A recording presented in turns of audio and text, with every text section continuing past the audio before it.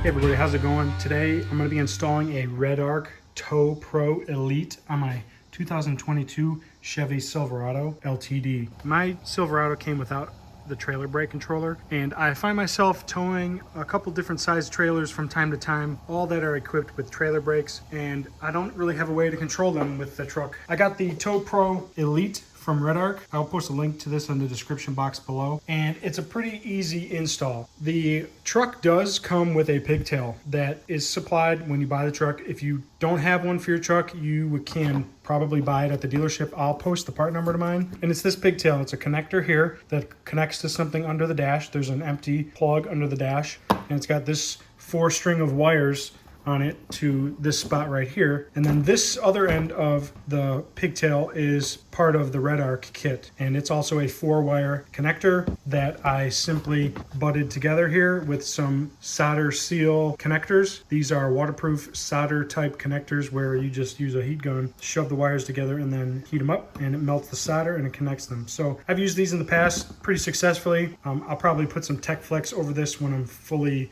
completed to make sure I have a nice clean installation with no wires chafing.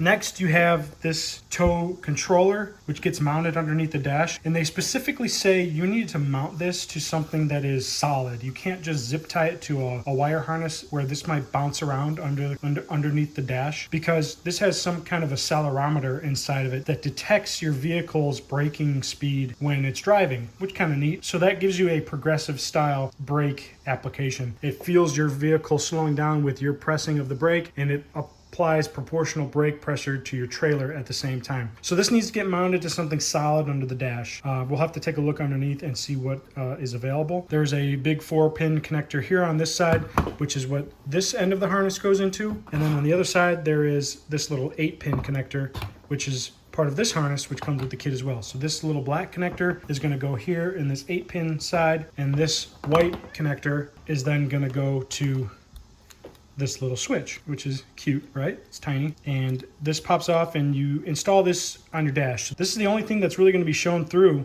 from this kit when you're fully installed, and you can make it as incognito as you want. I'm going to have it installed with this trim panel that says trailer brake, so it'll be a little more apparent. But if you want to just drill the hole just for this thing and pop that little head on there, all you'll see is that little, I don't know, 3/4 inch turn wheel, and this rotates to change your trailer gain. And you can adjust this so it's oriented correctly. Right now I just have it popped on there. And then you can also push in on this to manually control the brakes. So you have both functionalities of automatic proportional braking and then also a manual override for your trailer brakes. Now I'm going to pop into the truck and show you where I'm thinking about installing the switch and this plate. So inside the truck, if you have the factory trailer brake controller, I believe it is right here on the 2019 Plus trucks. It has a little squeeze bar, and then you adjust the trailer gain in your screen here. I don't have that luxury, so that's why I'm installing the Redarc. Now, 2 spots I see this being installed that a lot of people might use.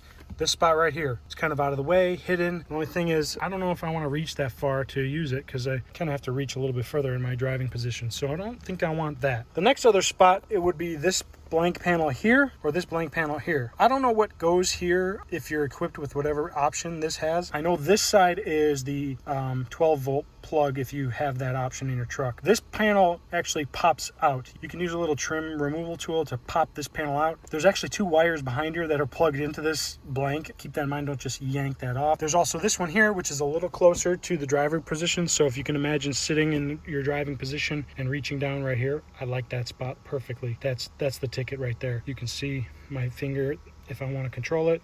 Bingo bango. I tried to pry it out from the outside, and it doesn't really want to give. So I watched another video where a guy actually pops this panel off with a trim tool and then reaches in back behind, pops it out from inside. And there is a wire on the inside of here as well. I'm going to work on that now. I'm going to pop this panel off, and then I'm going to pop this one out, and then I'm going to drill my hole in this panel, and that's where I'm going to install my switch. As far as wiring, you can feed the wiring down the dash, underneath, above all the pedals and whatnot, over to this kick panel here, and straight above that kick panel behind the dash, there is a blank connector that is for your pigtail. And this is the pigtail. There's a blank connector in there right now that you simply need to pop out. like that. This is just a blank that they put in there. And then you plug that other end of that pigtail right into that connector. And there's plenty of room to zip tie your wires all across in here somehow, however you want, and feed them down from that connector where you're gonna plug that in. So I'm just giving you some shot of under here. I've got stuff under here already, but it's plenty of spots. I think I may end up mounting that box to this bracket right here. It's pretty solid. It's part of the vent.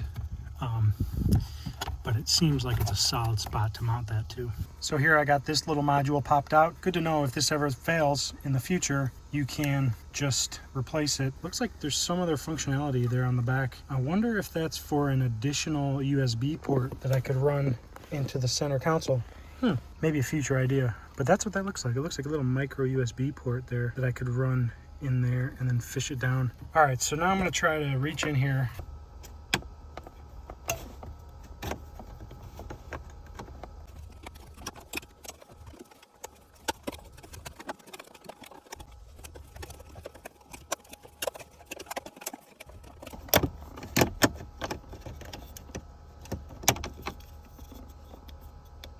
So that has a connector on it as well, and it was kind of interesting to get out, but kind of just got to finagle it. So you can just pop this connector off. It's obviously not doing anything. And then that's where I'm going to mount that switch. I'm just going to drill a little hole in this and put it right on there.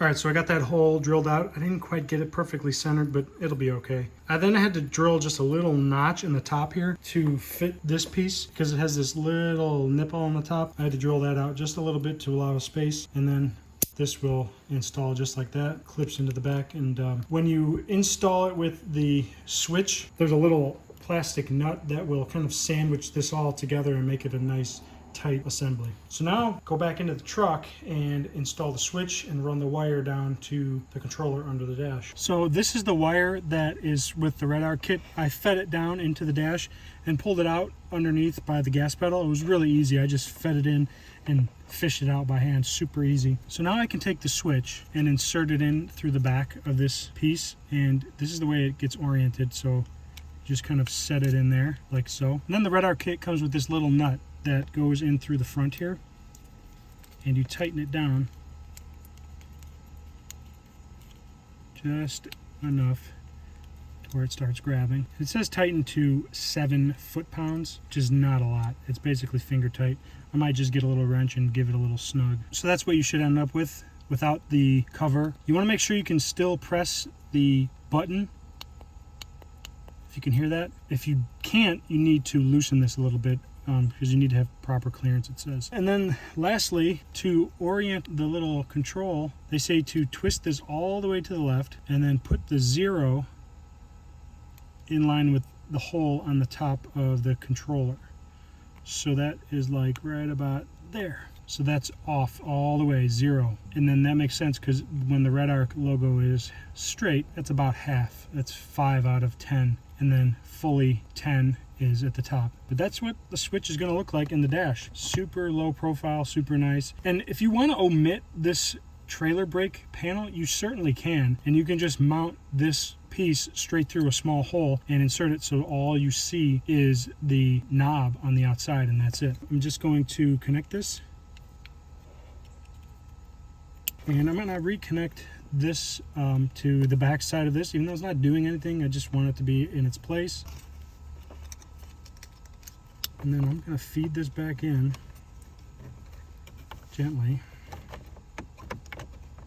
This might be a little bit of a finagle.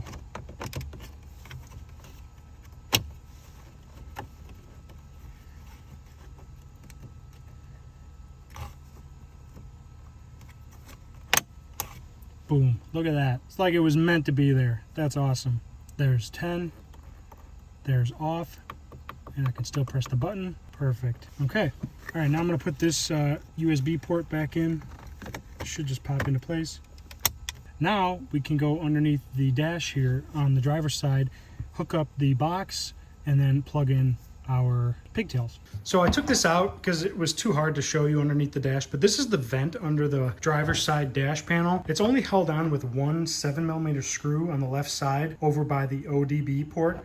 It's relatively easy to remove. I used a 7mm ratcheting wrench to get it up in there and loosen it and pull it out. This other end that just pops into the vent that's on the HVAC system. Then you can pull this whole thing out. And then I used this flat space right here to mount the controller. And I just used a couple of self-tapping screws in the two existing holes. And then I put one more in the middle for good measure. And just remember, you're going into plastic, so you don't need to crank these really crazy. You just need to get them snug. I think that's a nice spot. It's tucked up out of the way. It won't be in the way of anything, and I'll be able to get the wires hooked up on this nice and easy. I'm gonna put this back into the truck and then plug everything in. Since it's such a tight space up here to try to film and work at the same time, I just did everything and then I'll show you what I did. So there's the wire that is coming from the switch.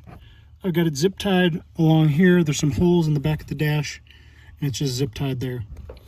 There's the controller that's mounted to the duct, just like that. That duct goes back that way and it mounts just pushed into the rest of the HVAC system. And then the other side of the pigtail that's plugged into the controller, also zip tied back here to the rest of the wiring. And then it's plugged into the factory plug right here. And that's it. All right guys, so that's it. Now, it didn't light up or anything when I first started the vehicle, and the manual says that if there's no trailer connected, the LEDs are not going to light up. So it's really not doing anything. However, it is still calibrating to the vehicle to the proportional braking mode. So the first time I do connect a trailer, it should start to light up and be the solid color that it's supposed to be when it goes into proportional mode, which is the blue. I think once I get a trailer hooked up, I'll make another short video showing the functions of how this works, but I'm almost 95% positive I have it installed correctly and everything's wired correctly. It's just, it doesn't light up unless there's a trailer connected. If you like this video, give it a thumbs up. Love it if you subscribe. Stay tuned for new videos. We'll see you next time. Later.